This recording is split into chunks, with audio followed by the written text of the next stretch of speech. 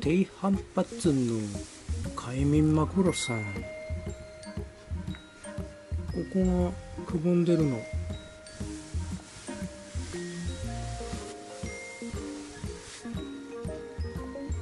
こんな感じ。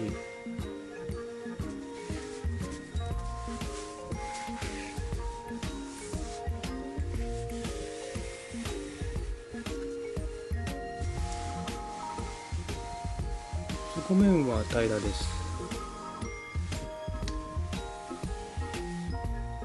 こちら側は薄くなって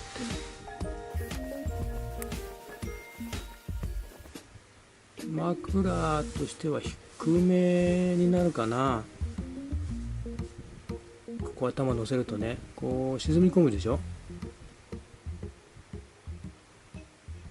で、横からこうホールドされる感じになってくる。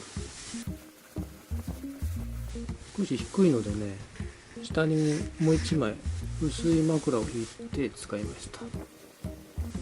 そうしないと横になった時に首がカクンって下になっちゃうからね。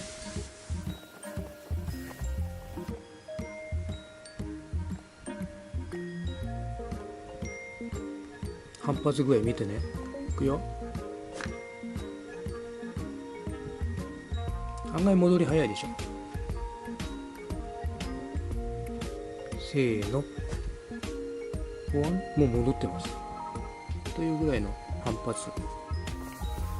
このカバーはすごく肌触りいいです。